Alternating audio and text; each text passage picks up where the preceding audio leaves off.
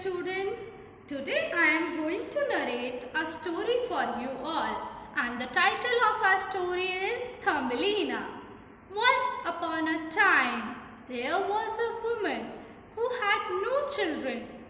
She longed for a child. One day a fairy heard her wish to have a baby girl. She gave her a seed to plant in her garden. The seed bloomed into a flower. The woman saw a tiny beautiful girl inside the flower, not bigger than her thumb.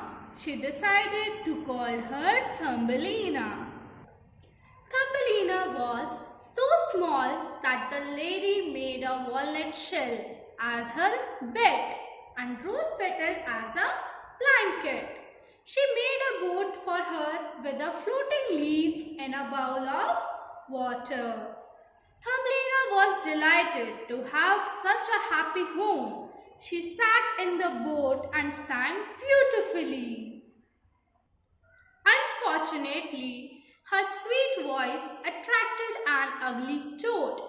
This pretty girl will make a perfect wife for my handsome son, thought the toad. She carried Thumbelina to her house in the marsh beside a stream. She placed Thumbelina on a water lily leaf growing in the middle of the stream with no way to escape. The next morning, when Thumbelina woke up, she got frightened and cried loudly. When the mother toad heard Thumbelina's cries, she went up to her and said, "Do not cry, my dear. You will marry my son tomorrow and live with us forever." The fishes of the river overheard their conversation. They felt bad for Thumbelina and decided to help her. They nibbled the stem of the lily and soon Thumbelina drifted downstream. She then climbed on the dry land. Thumbelina walked on and on. She had to spend many nights in the forest, so she made a hammock of straw. She ate berries and nuts and drank dew drops. Soon it was autumn.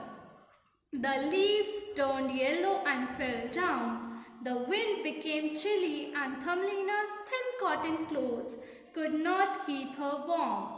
She had to find a warm shelter somewhere.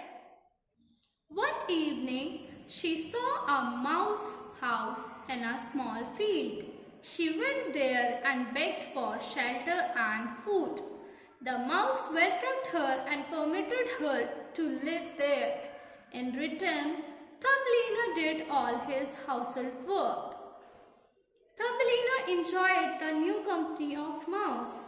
But whenever she could, she went out in the open and listened to the songs the birds sang.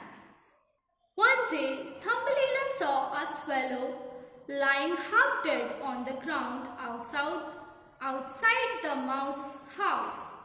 She went near the swallow and found that its heart was still beating, though only faintly. Merciful as she was, she fed the swallow with food and water and covered it with a blanket. Soon the swallow was well. He thanked Thumbelina for her kindness and timely help. The mouse had a neighbor named Mr. Mole. He told Thumbelina about him and said, "He is very rich and will prove to be an ideal husband for you. He is coming to visit us today." Mr. Mole came to their house that evening. The mouse introduced Thumbelina to Mr. Mole. He was pleased to meet her. The mouse urged Thumbelina to marry his friend. She was forced to agree, though she didn't want to marry Mr. Mole. On her wedding day, Thumbelina was very sad. She burst into tears. Suddenly the swallow reached there. "Take with you. I do not want to marry Mr. Mole, she said helplessly. Sit on my back, said the swallow. Together they flew and flew.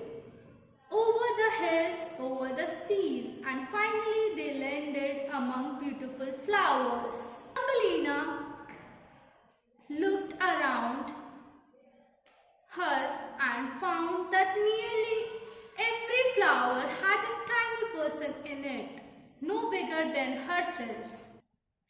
Just then, a handsome man with golden crown came towards Thumbelina.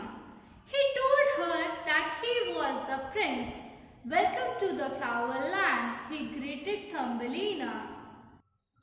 Both fell in love with each other. The prince asked her to marry him. Thumbelina agreed and they lived happily ever after.